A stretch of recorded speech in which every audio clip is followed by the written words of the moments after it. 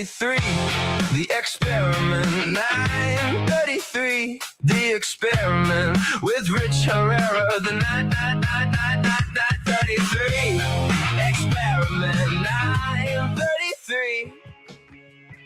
All right, time for the 9:33 experiment. I'm Rich Herrera. Thanks for joining us on the radio, on the podcast. Simple. We open up our phone lines for you at 833-804-1140, 833-804-1140. You can also text us as well on the James River Air text line, 833-804-1140. Simple. The gas price is too darn high. I think that's what a lot of people are thinking about right now. I want your reaction. 833-804-1140. Here's the deal. I am Mr. Capitalism. I believe in the free market. I believe in laissez-faire economics. But this right here, what we're seeing, is frustrating me, and I know it's frustrating you. We understood when the fighting began in the Middle East that we were going to get hit in the pocketbook by oil. We see that every time there's disruption, anytime anything happens in the Middle East, all of a sudden, boom, our gas prices go through the roof. As Americans, we understand that. We've been told, well, when the price of gas goes up, it's because of the oil and the supply, worldwide market. That's why it's happening. It's okay. We'll live with it. It'll come back down. When all this happened in Iran, we saw the price of oil go through the roof, which meant the price of gasoline went through the roof. And we saw gas going up 25, 30 cents a day. And we had people explain to us, well, you understand the gasoline's already in the ground at your gas station, but, it's worldwide speculation. The market moves minute by minute. That gasoline that we put down there is now worth this because, okay, we got all that.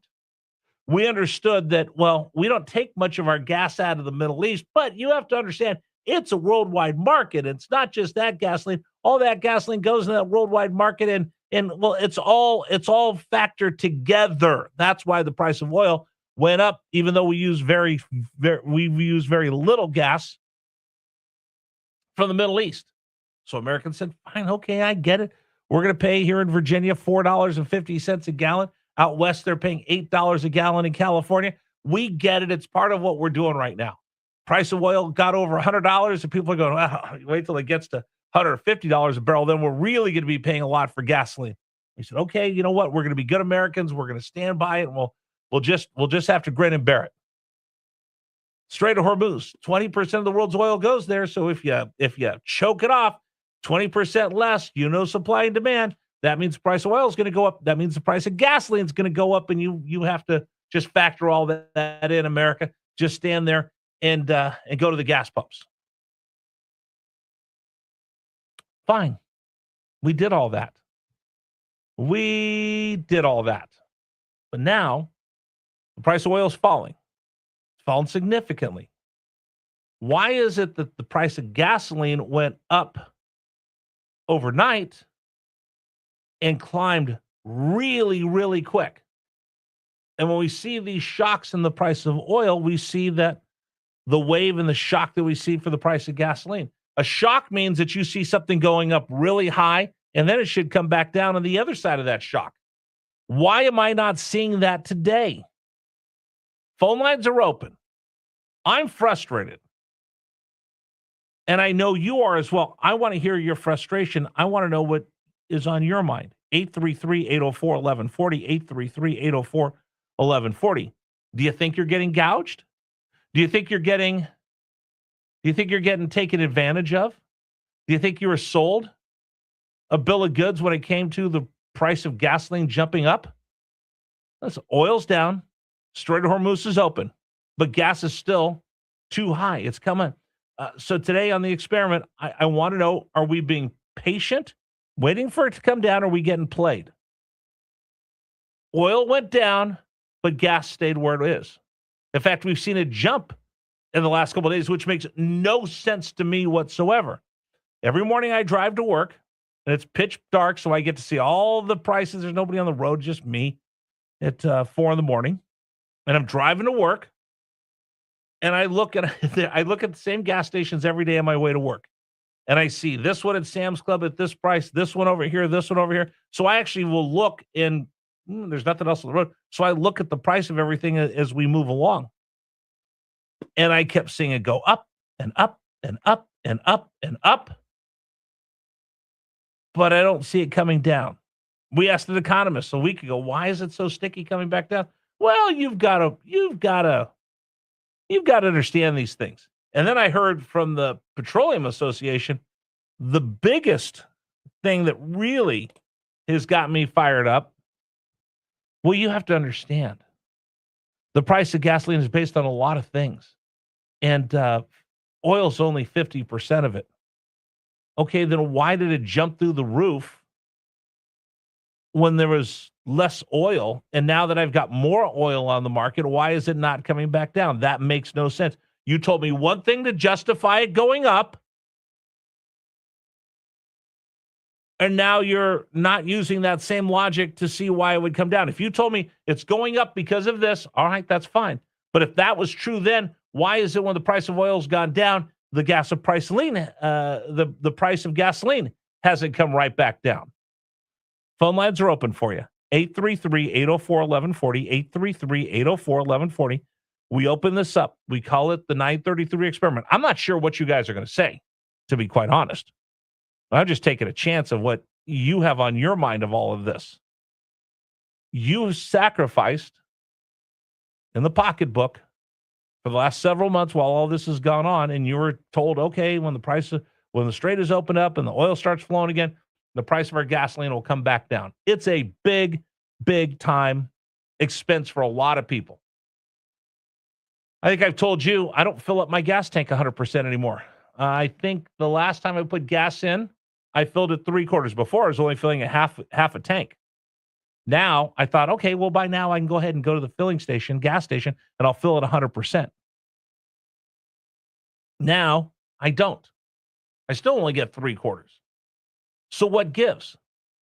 Were you telling me the truth then, or were you telling me the truth now? Because I feel like I'm getting played. I feel like someone's taking advantage of me and the American people. I feel like somebody out there is not being completely honest with us. All right, here's a couple people starting to chime in right now. 833-804-1140, 833-804-1140. I'm going to repeat my earlier claim. Gas companies are using this as an excuse to gouge you. We're being played at the gas station. Lots of nonsensical answers. Enough already. And see, that's the problem. That's the big problem. The little problem is today for me, you know what? I got it when oil was above $100 a barrel.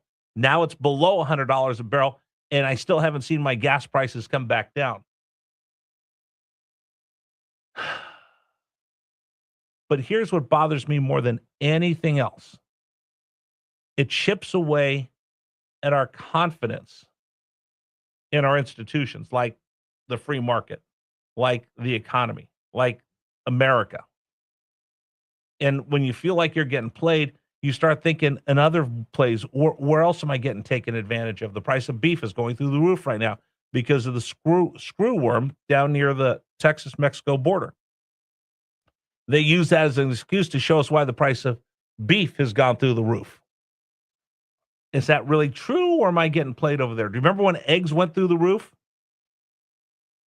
The reason they said there was a bird flu, and they had to wipe out half of the chicken population, and it was going to take a while for that to build back up, and then you saw eggs go through the roof. Now they came back down. There's something else going on here.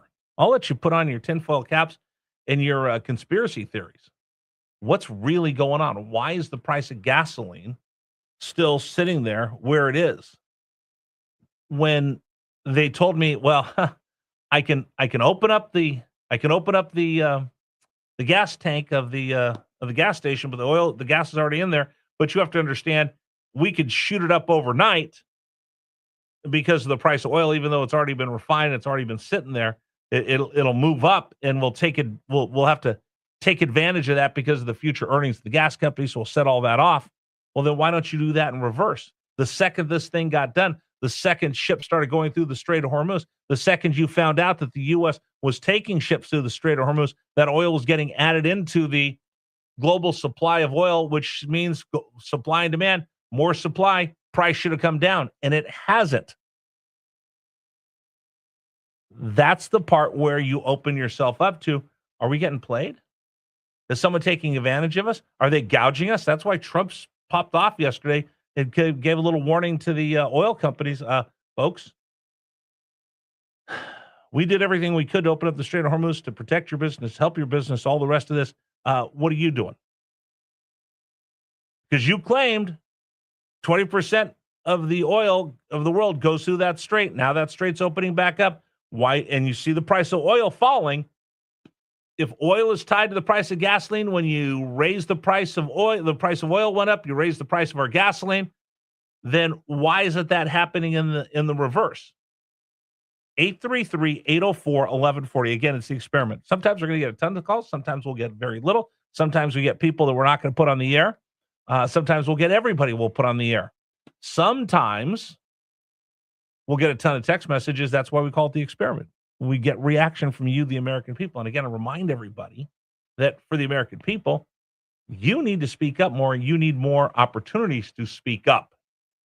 So grab your phone right now during this podcast, during this radio show. Tell me what you think. 833-804-1140. I know it's something we normally don't do on this radio show and now into this podcast, but I think it's important that the people in charge, DC, Capitol Square, hear from you. That's why we take this opportunity to open up for we, the people, here on the experiment. Again, this is completely unscripted. No guests, no anything else. It's just your opportunity to sound off. I know I'm frustrated. Am I the only one who's frustrated? Am I the only one who drives by and going, okay, all this is over. I haven't gone on that trip that I wanted to go on. Things have been a little tight for the last couple of months around the house because of the price of gasoline. I don't even, if you drive a big old gigantic SUV or a truck, I don't know how you do it. If you've got a Ford F-150 or you got a big Ram truck, I don't know how you pay for gas when I see people putting gas in there and it's $150 to fill up your tank. I don't know how you've done it over the last 2 months. God bless you for doing it. And you did what you needed to do. But now what about coming the other way? Where's your relief? You did your part. Where's your relief? You can't play me saying the price of gas goes up with oil and then not have it come back down when the price of oil goes down as well. And you can't tell me, well, it'll get better in 2 weeks, which is something else I heard yesterday. Really? Why did it jump up overnight? 833-804-1140, 833-804-1140. Let's go to John on line one. John, welcome. You're on the Experiment 933 Experiment. Welcome. What's your thoughts? Good morning, Rich. Hey, it's the same thing with you're right about price gouging, and everybody's saying that the price of gas is not coming down, even though the barrels are lower. But it's the same thing. It's not regulated by anyone. No one's looking out. It's the same thing as Medicaid. Everybody's taking advantage of all these people that, until it's regulated and somebody's looking out, the price gouging is just going to continue. Okay, wait a second. So we've used, a couple of people have sent in text messages. You used the word price gouging. Do you, in your heart of hearts, think that you're getting gouged right now unfairly? I kind of do, because I've passed gas station before where it was $3.49 on one side of the road, and a mile down the road is $3.89. And they're top tier gas companies, not a Marathon or whatever. Well, and see, that's the part. I mean, they're all independent. They all set their own price for the gasoline. So listen, if you're going to be that one guy that's a little bit higher every day, okay, fine. I'm going to go to the other guy unless there's a reason why I go to that one. But just in general, I mean, you're always going to have 3 gas stations on the corner, and each of them, if they're smart, they'd market a little bit lower, but some of them will market a little bit higher for whatever reason, and those are their margins. But in general, when you saw the price of gas go up because of oil, were you okay with it? And are you okay with it with the price of oil coming back down, but we haven't seen a relief in our gas prices?